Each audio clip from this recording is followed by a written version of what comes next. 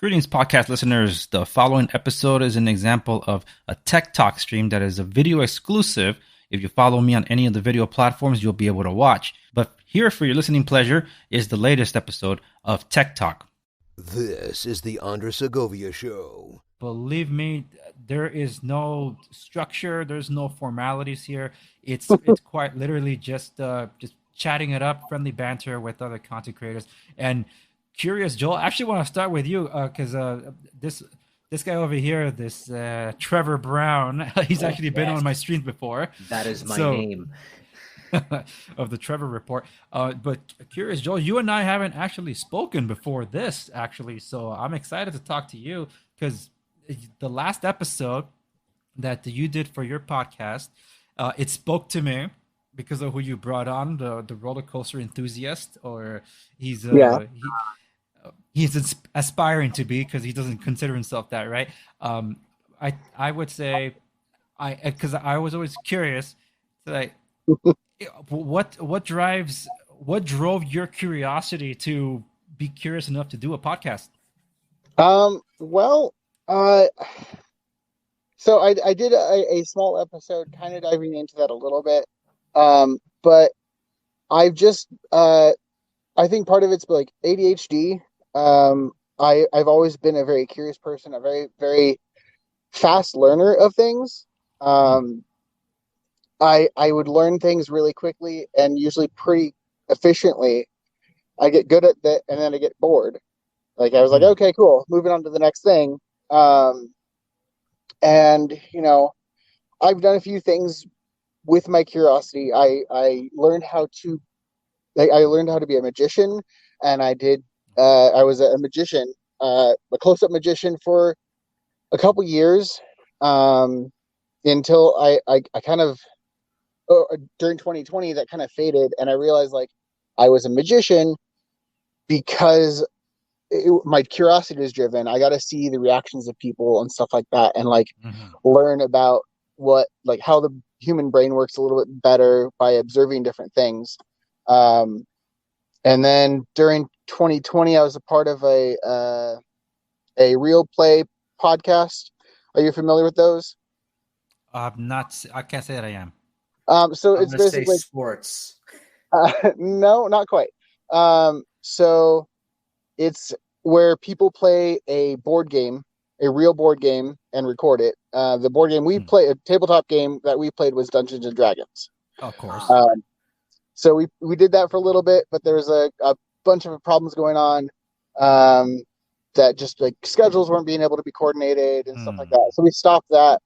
But that left me with a bunch of knowledge on how to do a podcast. And I was talking with my fiance and just like, okay, what do I do with this? I have, the equipment for it. I just don't know what I do. And I was running through stuff, and I'm like, you know what? I have these conversations with people all the time about like, so what got you into this? Like, how do you even do that? All these different things. And I was like, you know what? I can share that with everyone else. I can bring awareness to the backsides of certain things. So, I'm very honest on my podcast about like, there's times where it's really difficult to produce a podcast effectively. Like I struggled to sit down and actually edit the episode, and, but I encouraged all my guests to be as honest, and like, the plus sides are really great to talk about, the things that make it worthwhile, but, also don't forget about, the other side, the things that maybe are not as pleasant, but just like a chance to give creators and a chance to actually express themselves in not just like that everything's okay manner, So I just definitely. Yeah, I just feel like a lot of people only want to hear the positives and the plus sides to, whatever is going on, whatever art or passion or whatever. And I think artists also feel like they need to repress that there are downsides to certain things. But I just want to give a space for people of passion to fully express themselves. Yeah, and I think that's cool because I too have that where I want other people to discuss the struggles, the turmoil, the blood, sweat, and tears that went into whatever passion they went into. Because some people think, oh, that's easy, I can do that. Like, no, like, and you mentioned magician magic, so I'm like, oh, Shin Lim type close up magic, you know. And his So first magic trick, he made his camera disappear. oh, there you go, right? Yeah, Oh, it's so Shin Lim. I'm like, man, that guy's so good, and realizing the dude was a pianist before he yeah. couldn't do it anymore, and then to proceed on to do his close up magic, and then the injuries that came with it. Like I Mhm. remember the first time I saw him perform was on his America's Got Talent. That's when I went back to look Yeah. at his Penn and Teller performances, and even before that, when I think it was in Mhm. Australia performing his 52 Shades of Red or whatever it's called, his most popular one.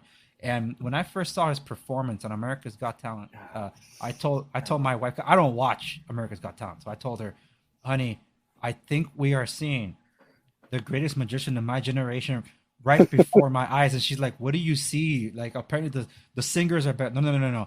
Do you see his method? Do you see how he's moving? Mhm. It's like you say, it's everything that behind the trick that Sure. goes into just creating that illusion. Unlike, Mhm. you have to understand, he just literally removed what you. Oh, he's palming. Wait, he's moving his fingers. He's not palming. It's like, wait, what is he doing? Well, he has a different way of palming. We know that now for those that actually care to look at the craft, right? But Sure. it's the way he executed that made it Mhm. so awesome and shocking. And the mere fact that he didn't get a golden buzzer, he had to win every single round, was Yeah. impressive, and it Yeah. made him a better magician for it. Mhm. I still think his Penn and Teller performance, where he wasn't talking, his at least his first one was his best Mhm. one. But still, it's like, if you don't know everything he went through just to make it look as slick as it does, Yeah. then you don't really understand the craft. So I'm glad that approach, it makes complete sense, because there's just so much more behind it. I actually just had a conversation during Mhm. lunch with my wife about just the breakdowns of media aesthetics when shooting a scene, because I was getting into radio and television back in my college days. Yeah. um, and I was always fascinated by, like, okay, think about, like, if there's a solo scene where the actor is dealing with whatever on screen, and then, let's say it's something emotional, but no dialogue, and has to deliver all that. I've always asked, can you turn the camera around so I could see who's behind that, to see just how many people there are? But for us, oh, this person's so alone, and there's like 50 people probably watching this, so it's like, there's so much that goes into it, and I was always fascinated about the the means to that end. So for that, yeah, I can totally relate to where you're coming from on that. Yeah. And it's a lot of fun to find out like the inner workings of a lot of things that like you don't like most people just don't think about. And like I don't claim to have like the only unique curious mind out there, but I haven't heard many people that have my perspective on just like diving in past the front of whatever it is and just like okay, but really how does that actually work? Like what does it like I got to find out a lot about like how a book actually gets self-published or versus regular like normal publishing brands, and just like the Hmm. difficult process that it is. And most people are like, oh man, I could write a book. It's like you could write a book, but try to get it published. It's a lot harder than people like I think a lot of people think. And like just I like the fact that I get to do that with so many people that have so many varying passions, and I'm just always looking forward to seeing what other things I can find and who else I can talk to. So yeah. That's awesome. And that actually I come up with two follow-up questions to that. The first being, how did you come across my Instagram? That being the first one. Oh, by the way, Oh, magicians are the only people that deceive people that people are okay with. That's true.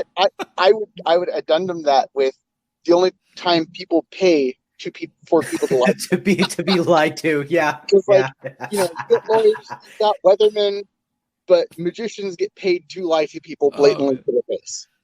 I No, no, know. no. Weathermen don't lie. Meteorologists lie to weathermen, and the weatherman's technically telling the truth.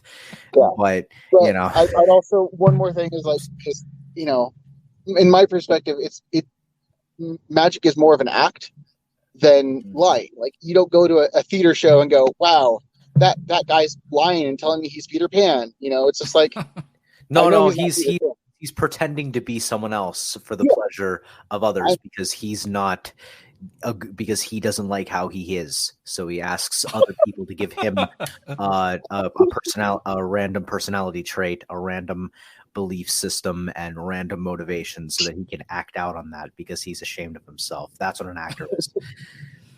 Adult pretenders, yes. So remind me what your question was. I totally flew out of my brain. Oh, it's okay. I know Trevor had to jump in there, but and I got someone else from the Critical Introverts. I'm bringing in the Critical Introverts here. Hey, hey, what's up? Hey, just asking. For his next magic trick, he'll make his camera reappear. Right? I know Critical Introverts is outside of the joke on this one. Okay. But Joel, the question was, how did you come across my Instagram? Gosh. Oh, did we just lose Joel? Well, his mic disappeared. Did he do that on purpose? Joel, you still there? I'm having a little trouble hearing you. My internet is having some trouble. I'm gonna see if I can. Are you in the mountains right now? Okay. Oh, yeah. I think He's going to bring down the whole Verizon network if he tries to continue this call in the mountains with on StreamYard. So while we're waiting for Curious Joel to get back on, I'm going to introduce you to the Critical. He's coming in through a different stream. Hold on, he's right here. Okay. Joel, I can hear you.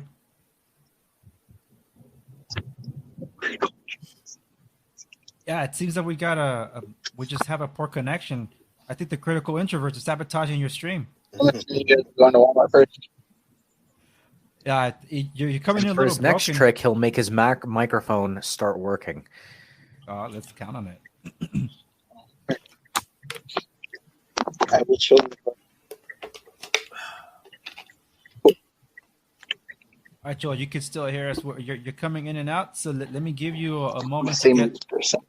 Well, I'm trying to get this back. Okay. I don't know what happened. It hooked onto some Wi-Fi. Oh, I see. For context, Critical Introverts, he's on the road, so he was driving. No, he no just problem. dropped out again. He's also a magic man. He's also a magician. So, so while we're waiting for him to come back on, because I wanted to finish up a couple of questions with him. So, Critical Introverts or Senior Filth, which one are we sticking with today? Critical Introverts is the show, but my title, like the host, is Senor Filth. Alrighty. It's stupid, but it is. What it is. I know. I was eventually going to ask you about that. Now, is that the French senior or the Spanish? The Spanish. Okay. Yeah. Senor. I don't do the French. Yeah. Good. I don't either. Well, I'm about to bring Joel back on, but this is Trevor Brown from the Trevor Report. Okay. Cool. Hey, man. He's actually someone that I teased about before to you about wanting to connect. So I'm just mentioning that now before I forget about it. So let me see if I can bring Joel back on. I think I only got him for a few minutes. Okay. Joel, if you can hear me, your microphone is muted. So you can unmute it on your own, or I can unmute it for you. If you're trying to get a better connection, you'll probably find it down the mountain instead of above the mountain. Reason I asked, I will rejoin. Okay. Wi-Fi. Okay. Not a problem, Joel. You're welcome to come back. I'll be here. Okay. All right. Well, since Critical Introverts joined the chat.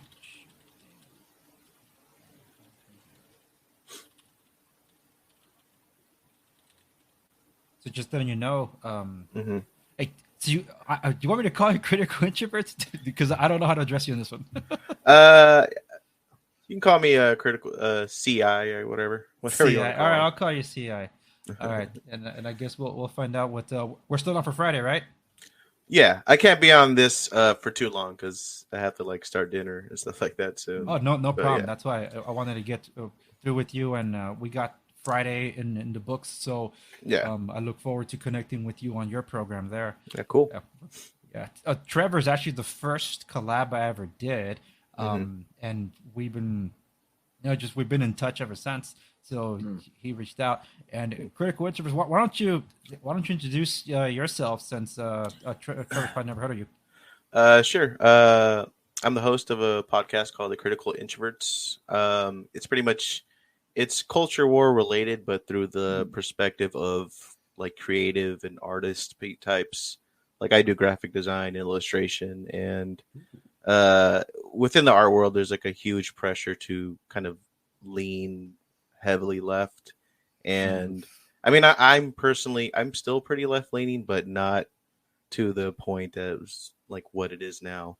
So now people look at me like I'm like Ronald Reagan or some shit like that. But I'm still pretty left leaning.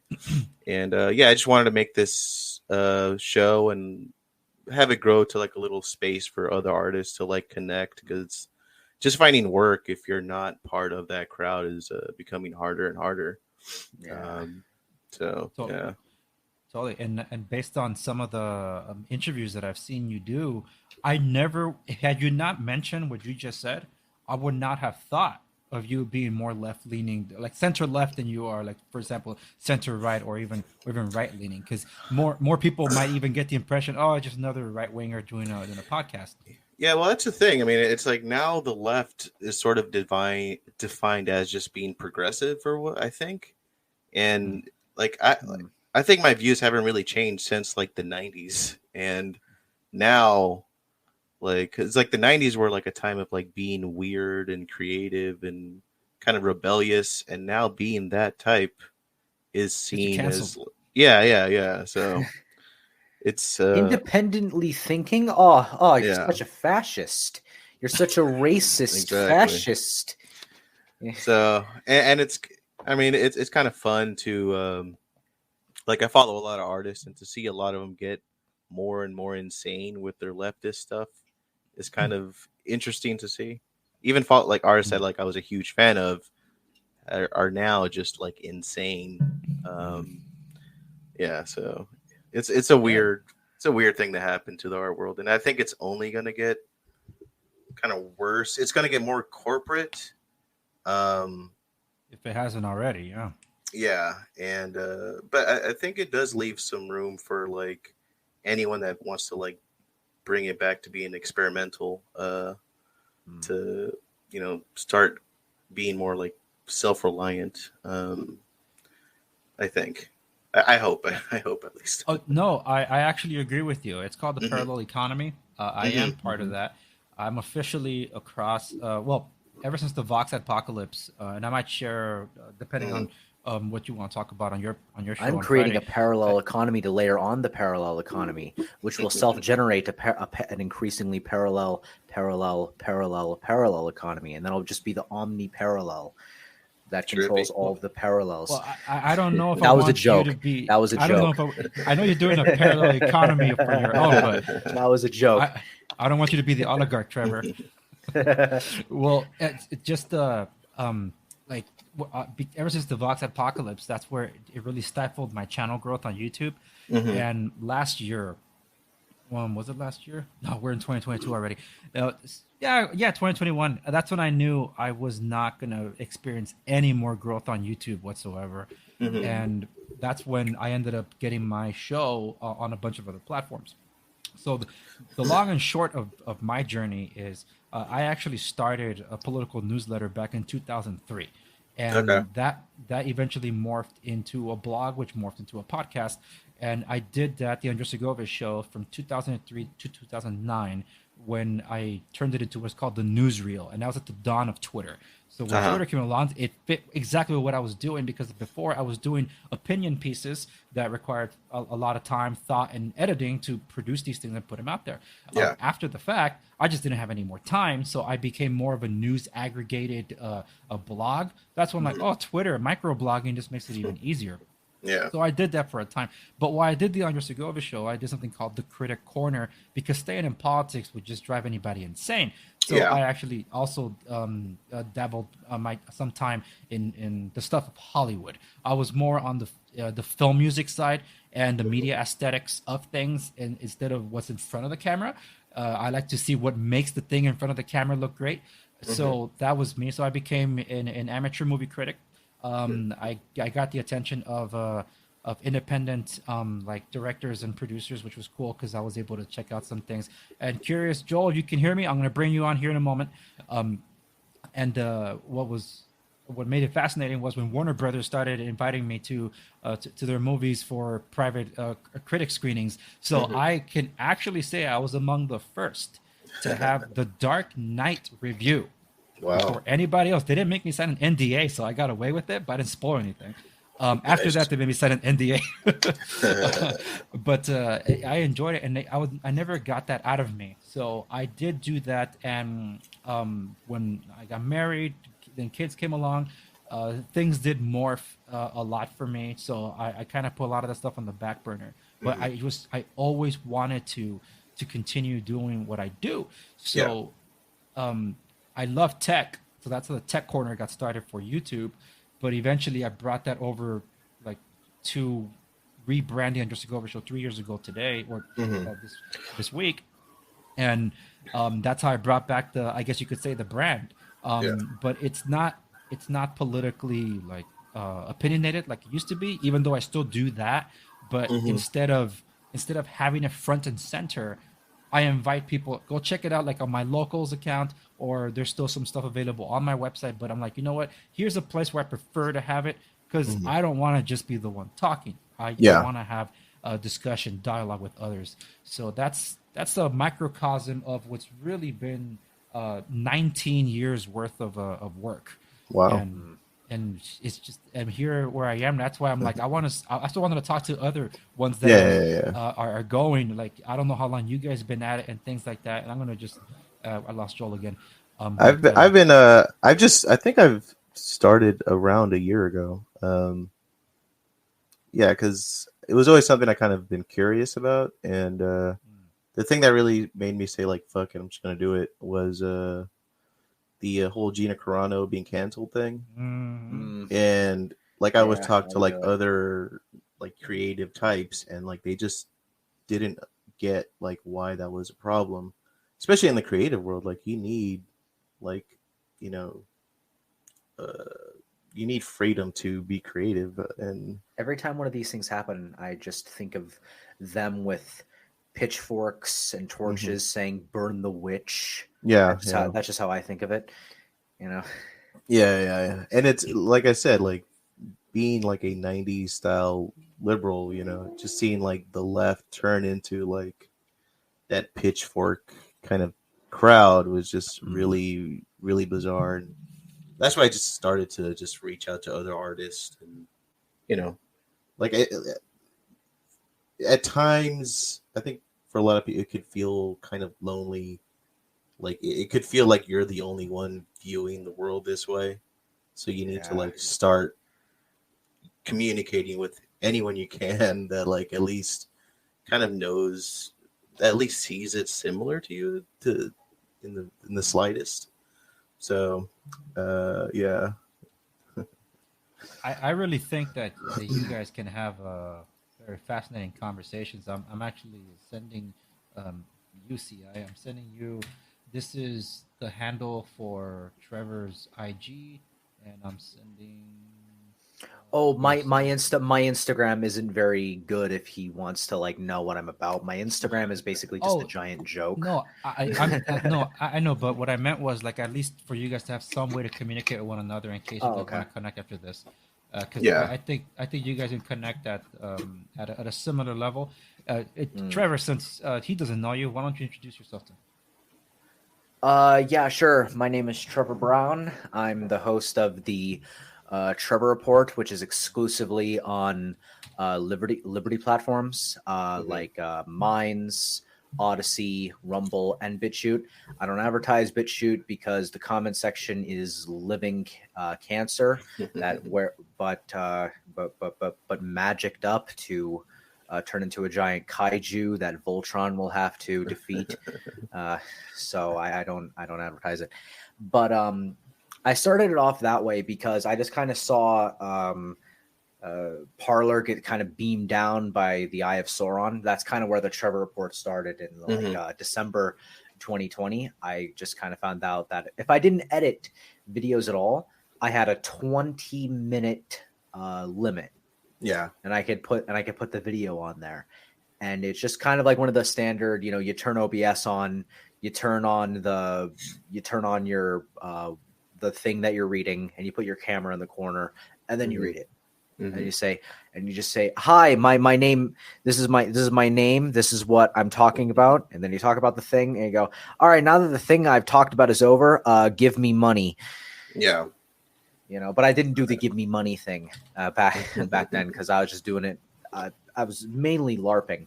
But then Parler got attacked, and that's when I realized, okay, I need to decentralize this. I need to have, if I'm going to be put in a situation where I want to speak the truth, and to be fair, I have the kind of, I'll just say tenacity. I have the kind of tenacity to want to speak my mind, and want to speak my mind in the public square. And I want to be able to speak my mind in the public square without fearing some targeted harassment campaign coming after me and stealing my entire life, not stealing, ravaging my life prospects from me, and then calling themselves justice for doing so, which, whatever, fine. So then it started off on Rumble, and then I posted on Minds, hey, look guys, I posted this thing on Rumble. And then I was like, oh, I could post these videos on Rumble too. And then I heard of Odyssey. I was like, all right, cool, so I could post these on no, then it was BitChute, and then it was Odyssey. It's like, wow. And when I was with BitChute, I was like, wow, yeah, this one's terrible. Me no like this. Is there another one? And then that's how I found Odyssey. What's like the platforms that you guys consider to be the best as far as video platforms? Because I'm only on YouTube and Rumble. Okay, Odyssey. If you have a YouTube, you could do the same auto-sync thing that you do with Odyssey. For me, I don't have a YouTube channel because I desire complete creative freedom, and so I sacrifice, like, honestly, I don't probably sacrifice anything, because I'd probably just be shadow banned on YouTube anyway, because I say the petrodollar and black nationalism is bad. Yeah, so I've noticed like a huge decline in my views. Like a month ago it was like 70 or 80, and now I'm like at like 15 or 17 or something like that. So because they're doing worse than shadow banning. They're curating the searches, and I can't read code, and I don't know how to read code. So even if I could see the code, I wouldn't know. But what it seems like they're doing is they're prioritizing maybe 20, 30 channels. 10 of them are probably politics. The rest of them are apolitical. 5 of them are probably like Hollywood stuff. Yeah. Some of them are top 10. And then the rest are just the sort of fake happy YouTubers that Joel was talking about earlier. Yeah. And it's like, I think that's why, look, what is it on my website? I'll talk about that in a second, but, Andres, he has more views on my website than he does on his YouTube channel, or like equally as many views. And I don't do the whole CFO with Google stuff. I consider that a part of Silicon Valley. All my growth with everything is all natural. Like there's no, I haven't bought any ads for anything yet.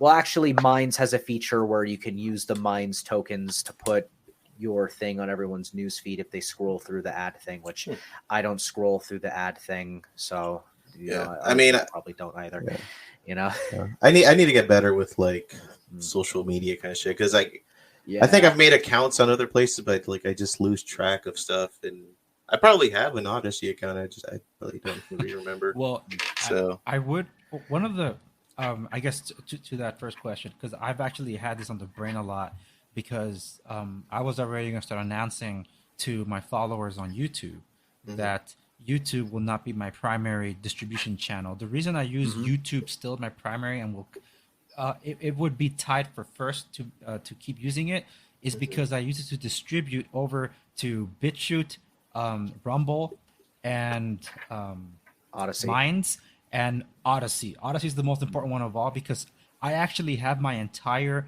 library backed up to Odyssey, and they do that in the background for you.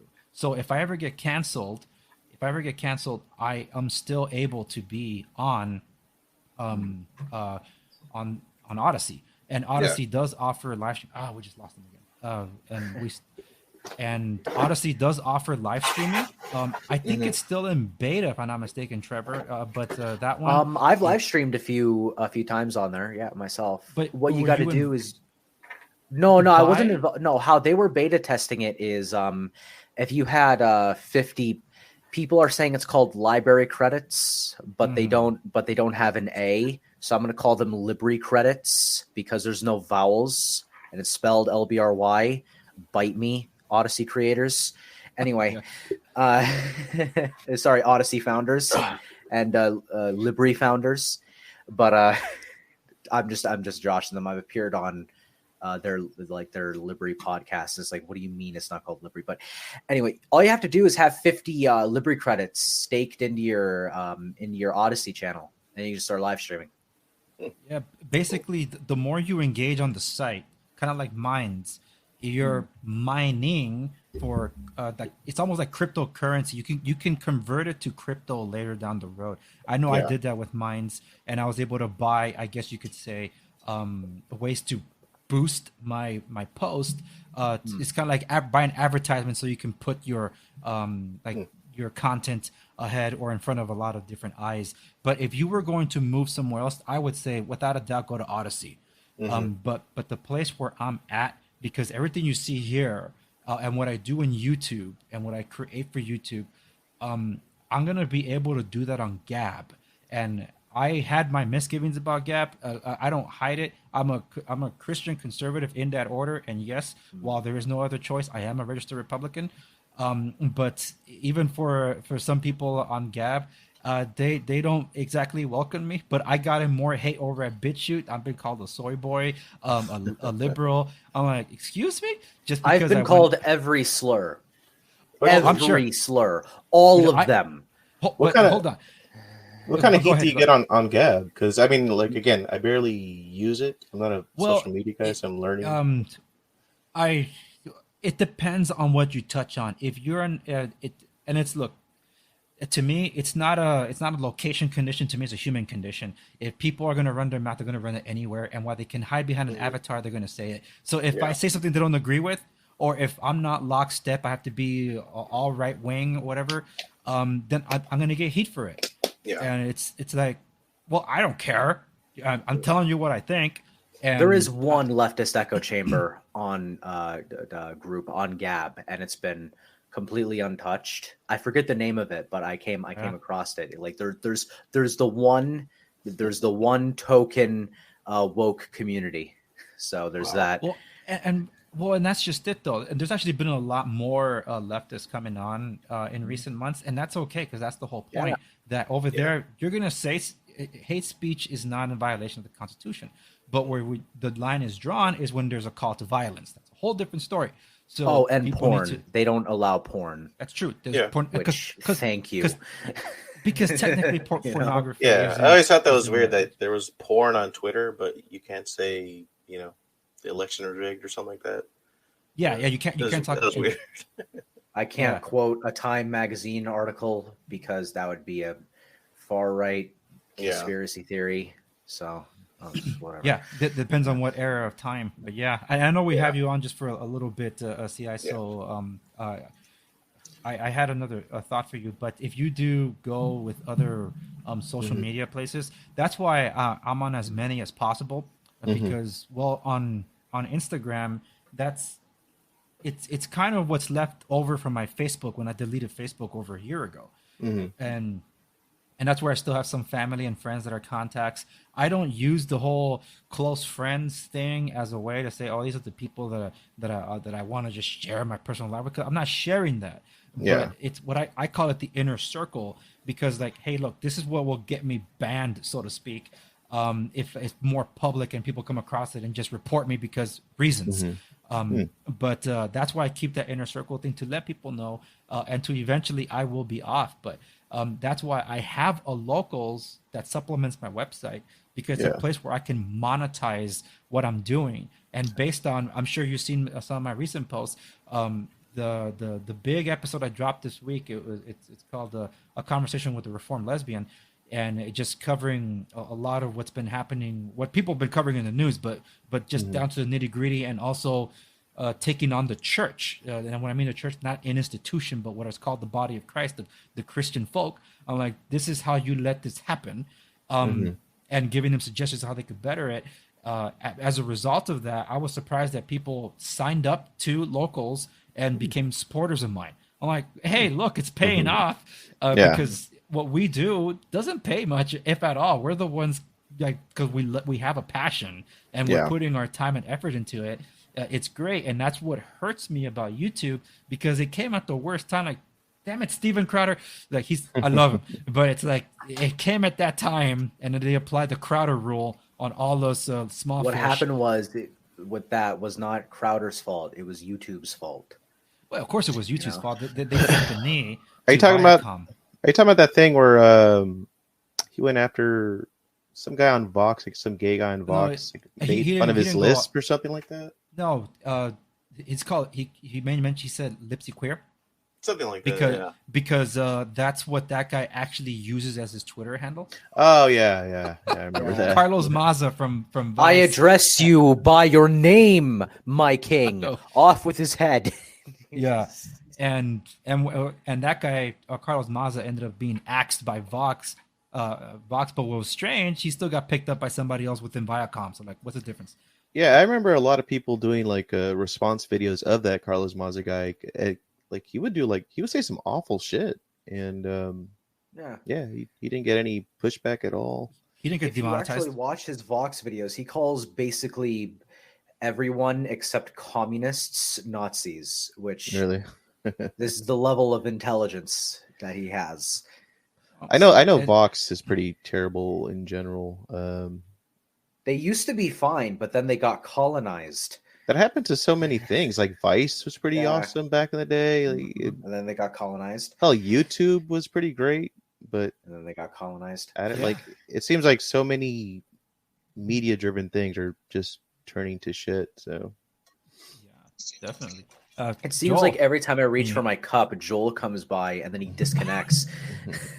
That's his trick. Keep reaching for your cup and you'll stay on. Can you hear us, Joel? I can, just a little bit. We can hear you just fine. A little bit of trouble with my internet. Bummer. Hey, I had a couple of questions for you, but CI is about to drop off, and I think we're losing your video. Well, I think you dropped your video feed here. Yeah, I dropped my video feed. That's okay. Yeah. Okay. Yeah. Well, the Critical Introverts, he's another content creator here, specializing in the arts. You said you're a graphic designer, and what else, CI? Graphic designer, illustrator. I like my show. I guess it's politics based, but I eventually want to grow it because I think you have to sort of like tap into just mainstream or just the culture in general. So like I'm trying to start like a music show, and like my merch I'm trying to sell isn't politics related at all. It's just, are you thinking of making music? Like a mixtape show, okay, like a radio show. But yeah, I'm trying to do that because I want to I don't want my stuff to be so politics driven because I think that'll just turn you fucking insane if you keep doing that. Well, yeah, and we can still reflect on the good stuff. So, yeah. I just because I don't want to spoil anything because I'm going to be on your podcast on Friday, but I would love to talk to you about the comic book industry. And I have my comic books at my studio, so I'll be able to pull out my favorite ones that some have been adapted pretty well, but other ones no. I've never been like totally into comic books per se, like my brother was into them, but I've always been like into, how do you say this? Like I've always liked people that were into sort of weird niche-y things, whether it be comic books or anime or just weird things that made them unique. Wait, and who said anime is weird? Anime is not. No. Anime is weird. Yeah, Attack on Titan I used is to great. be. That's my position. Yeah, like in the '90s, I started to get into the anime, and then it just got kind of a little too dramatic for me, I guess, because I like the hardcore, gory, like people Berserk? rip. Yeah, like people like ripping off like guts and The stuff Ninja like Scroll. that, and yeah, Ninja Scroll is like one of my favorites. Devil You'd Man. like Attack on Titan. It's pretty gory. Yeah, a lot of people recommend it to me. That and then it gets better. But it's just hard for me to like get into anything new. Well, I'll tell you this much because I promised Trevor's going to bring it up. Attack on Titan is not a cliche anime. It doesn't have the speed lines. It doesn't have So that good. forced drama. It's character driven for sure. The pacing is a little different because that's the way the story was written. And I can tell you, you're seeing one of the, and not just anime or manga, one of the greatest literary works before our eyes. This is Happen in like real Lord time. of the. It's like Lord of the Rings, Star Wars level of. Is good. it one of those things where like would you consider It's a like classic. the manga It's gonna be a better than the classic. show, or is the show do the Same. manga justice? Oh yeah, I don't The read Japanese show- comics because I don't read American comics. Yeah. So No, well, what I can tell you is that the adaptation of the manga has been faithful, and right now, as there's a seasonal break to finish the story, the manga's done. It was finished April last year.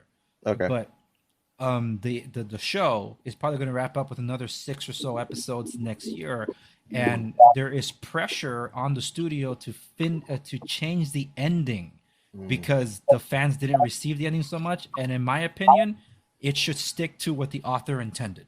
Yeah. Because I don't care what the fans have to say. To be honest, Yeah, but that's where we are right now in what it is. And I would recommend you to check it out before it becomes a spoiler, especially now that the seasonal break. You have plenty of time to catch up on it.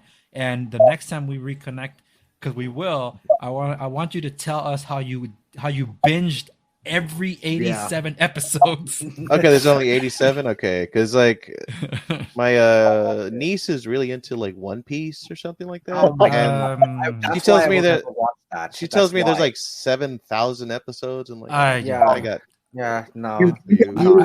On that I'm one. not doing that ever. But at least it sounds like there's 80 or so episodes. That sounds reasonable. And the way anime works, there's the canonical season, and then there's like little episodes that don't make the regular season, kind of like side stories, but still kind of feed the narrative. There are a handful of those for Attack on Titan, but they just fill in the gap for some of the storylines. They don't detract, so that's what's good. It has a lot to do. Oh my goodness, I'm blanking on the author's name because dude, this dude started writing like at age 26. I know the name, but I can't pronounce it. But I know it. I gotta say, can't spell it either because I can't pronounce it. Yeah, I'm like an action guy, so if the action is good in the show, I'm down. Oh man! But if The it's like action's top tier, if it's too that like always- dramatic and all that No. stuff, then I probably lose interest. This is what I'll to tell be you. honest. I wish I could tell you to check out this guy Giguk on YouTube, but he's gonna spoil it for you because Giguk has some amazing essays on this, and one of my favorite things is this. You know how anime exaggerates? You can have a stick figure character throw a 500-pound character through a wall or 10 walls or whatever. Yeah, That's not here. It's grounded in Never reality. happens. It stays within the realms of physics, which is why it's wonderfully done. Because that's why things that shock you that wouldn't shock you in other animes, because it sets a tone that, hey, this is like an alternate history of mankind if it happened. And it feels pretty grounded and real. The only part that you might go like, okay, this is unrealistic, is that this is technically like an Eastern European setting, and they're all speaking Japanese, but it's okay. I'm That's not. the best I'm way not. to watch Yeah, it. I'm not nitpicky about that kind of stuff. Like as long as something's entertaining, I don't care. You know, it's just- Honestly, And I've the been sound- watching the the soundtrack will kick your dub butt. up until the second part, apparently, of season 4, and it's fine. Okay. It's Well, fine. It's not terrible. I don't forgive you for that, Trevor. You didn't I take my don't advice. care about that.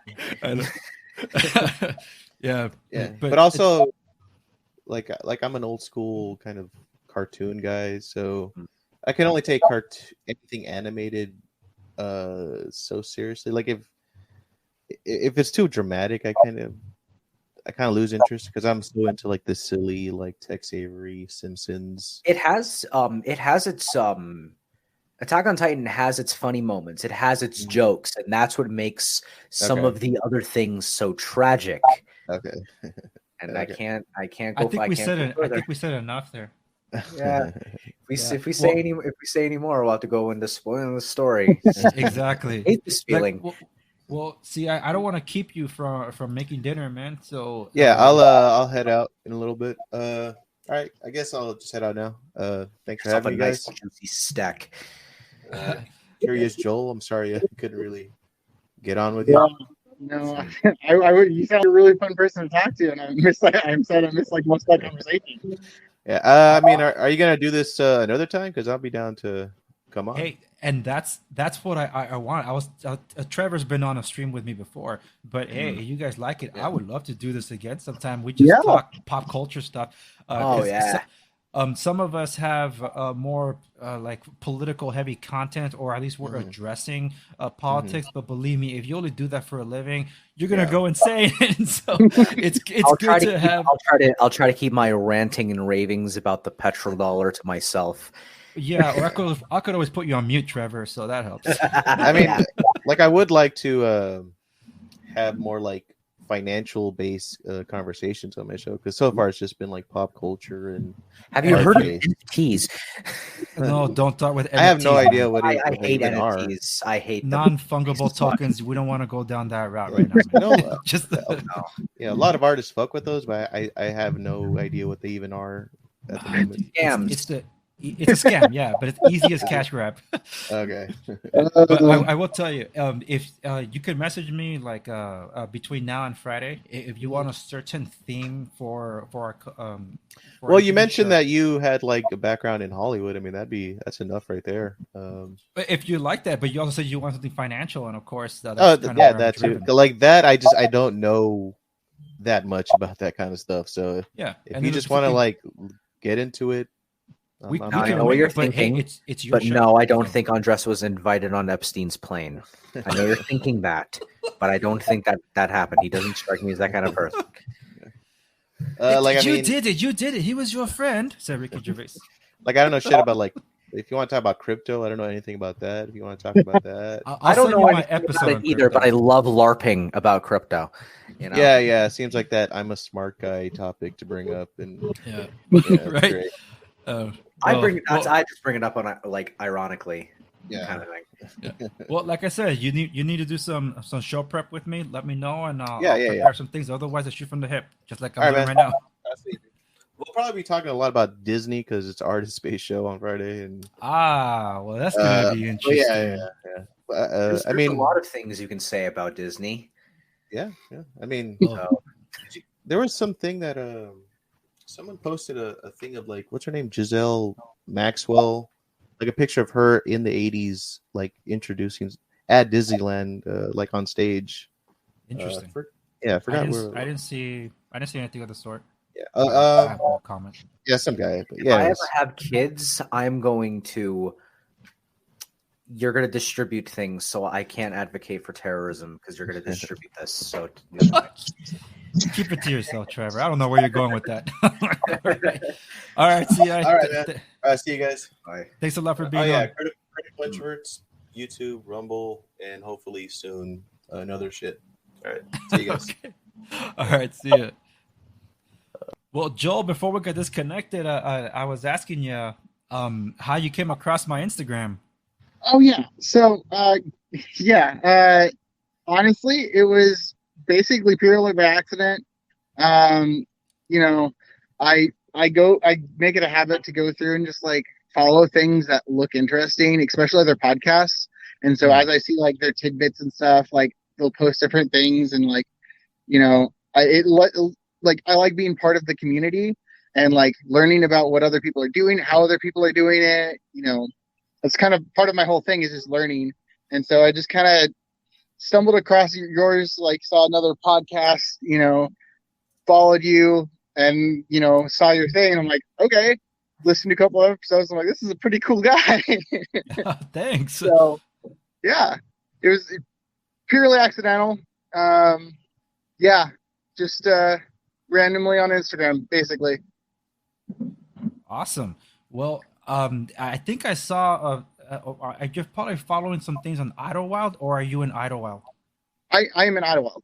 That is where I live. That's what I thought, because I'm like, I wonder how much or how close he is to drinking coffee at Black Mountain Coffee or getting his chocolate from a Buen Cacao. So actually, I'm really good friends with the owner of El Buen Cacao. Well, then that means you're friends with a childhood friend of mine, because Jessica is my childhood friend. We grew up in the same church. Kidding. Yes, Okay. and Eric, they came over my daughter's first birthday party years ago. This is 8 years ago. Okay. And they first expressed the thought of opening a chocolate factory. I'm like, Jessica, chocolate? I don't know. I mean, I never saw that growing up, and now look at them. I know. So yeah, that's why I figured, like, I wonder if he discovered me because I was commenting on some Buen Cacao stuff. I don't know. It might have been that, or it might have been just like how Instagram suggests like people that other people know. Yeah, I've known Eric and Jessica for like, I would say like 3 or 4 years now. And actually he's one of the people that I'm wanting on my show to talk about, like, how did you get into making bean to bar chocolate? Right? Like that's crazy to me. Like I met him after he started, so I'm like, okay, sure. Like I can see you continuing that, but like, how in the world do you start doing that? And that just like blows my mind. But yeah, like I'm really good friends with him. I used to spend pretty much during 2020. I was in the shop almost every day getting their milkshake. Their chocolate milkshake is so good. Oh yeah, it's bomb. But, it's like their daughter and my daughter, they get along very, very well. So they chat every now and then through our personal FaceTimes on our phones and things like that. But yeah, that's what I thought I'd ask. I'm actually working. We were supposed to do because Eric does a podcast with oh my goodness, his name slips me, from Black Mountain Coffee. They do the Hill of Beans. We're supposed to do a collab back in February, but we're both so very busy and we couldn't make that work. So like, it's all right. I didn't invite him to this one because like, I know you're not going to make it, so why even bother? But I'm definitely going to get him on. But you have a better shot than I do. Yeah, even for me, like trying to schedule a time that's like before his shop opens or after his shop closes that he's still up to do things, is difficult. But I actually am the one that convinced him to buy a better microphone so he can actually do a better recording instead of borrowing his friend's mic. And so he bought I convinced him to buy a Blue Yeti microphone, because those are fantastic. That's a good one to start with. Yeah. And that's what I have. And it's like, it's really good. And like, it was funny because like, that's what I got for the previous podcast I was in. And like, after I bought it, I started realizing that like big name people, like even like musical artists, have these things in the room. Like I'm a big fan of Weird Al Yankovic. And like, he was doing this YouTube video and I see his Blue Yeti just hanging right next to his computer. I'm like, dude, okay. He could do it, so could I. Yeah, exactly. Like it was one of those like, all right, cool. I have a quality product that other people use, but yeah. Yeah. See that with headsets too. My friend has this headset thing, and it's such a good high quality headset. It's made in like, I think it's an Audio Technica. It's made in made in like 2015 or whatever. And no one buys the latest version. They just get this version because it's just that good. Yeah, there's some things that like they hit everything that they needed to hit, and like it's like, okay, I could get another version, but why? Yeah. I mean, look at vinyl. They made a comeback. Like, what the? You have a turntable, a tabletop? I'm still waiting for Laserdisc to come back. Not because I have any experience or nostalgia with Laserdisc. I don't know. I just want that to happen. Way before your time, Trevor. Yeah, I know. Yeah, and who knows? Maybe at this rate, 8-track tapes might come back. So. Oh my gosh, that would be fun because a lot of people don't understand those references at all. Right. But like my parents grew up in that era, and I listened to a lot of those things. Like I grew up listening, like using records all the time. But I don't. I think Laserdisc thoroughly missed its chance to be a thing. Yeah, no. Until they turned them into CD What was the ROMs, promise? What was the promise of it with Laserdisc? Just high quality movie. It was basically the same premise as a DVD, but like Okay. I think they're all, one of the things was like, gosh, I don't remember much of it, but because a lot of it overlapped with DVD, if I remember correctly. But like Okay. they also had like the like flip disc thing, so like you wouldn't have to flip the disc if I remember correctly, which I could be totally wrong. Don't quote me on this, but I think like it would read the bottom of the disc and then it would automatically read the top of the disc without having to flip it or anything or something like that. I don't know. Oh. But I don't. That's interesting. I I don't don't recall remember. if I did I'm gonna go look it up in a little while. No, Yeah. what was it? Yeah. Oh, I have to look into that because I did use. I did watch Citizen Kane for World Cinema and college too, on a laser disc, and I don't remember having to flip it. So you're probably right. That's a long movie, and Yeah. it looked pretty high def to me at the time. But then again, it was a different era for me. It was 2006, whatever it was. Yeah. We come a long way since then. So, yeah. Oh man, those are the days. Gents, I would love to stay on longer. A call that I've been waiting for quite all day. They've been calling and calling, and I'm like, I don't know who you are. Then they text me like, oh, that's the call I've been waiting for all day. So they finally called me, and I do have to call them back because this is a bit of an urgent matter. So I do thank you all for just joining. Trevor, we've done this before, as you know the MO, Yeah. but I would love to do this again with more thought out, more planned out, just to just to chat. And it just makes it for a fun report, you know. So like I said, I'm gonna be on the Critical Introverts podcast on Friday. I don't know when he's gonna publish it, but I'm gonna be on that. And you guys can exchange info if you want before we go, or just message each other on Instagram. I'll get you guys your handles. Instagram, right? Okay. Yeah. And All for all of you brilliant viewers out there, my name is Trevor Brown. I am the editor-in-chief of Acropolis News Network because I can give myself whatever name and title I want because I own it. You could go to theacropolisnews.com or you could go to This Just Trevor on whatever Liberty platform is your choice. You know, except for the ones I'm not on because I haven't seen them pretty much. And where can people find you, Curious Joel? Well, on Twitter at Curious Joel and on Instagram at Curious Joelcast, and you can find my podcast Curious Joel on pretty much every major like podcast platform. Yeah, go check it out if you like to learn more about a lot of different things. That's where to go. Awesome. All right. Well, that's where we'll leave it. Thanks so much, everyone, for tuning into this random, I would say, networking stream of creators here on the Andres Segovia Show. So it's going to go up on YouTube. Thanks a lot. And hopefully we'll do this again sometime. So until then, I'll see you guys then. See you later. All right. See ya. Thank you so much for listening to this episode of the Andres Segovia Show. Remember to like, share, and subscribe to stay in the know. If you want a question featured on the program, or you never know, it could be an episode all on its own, you can message me at any of the social media links available at my website, www.theandresegovia.com. Also available there are all the directories where you can find my show. Remember to also follow me on YouTube and Instagram, where other exclusive content resides. Thank you so much for listening to this episode of the program. I'll see you on the next one.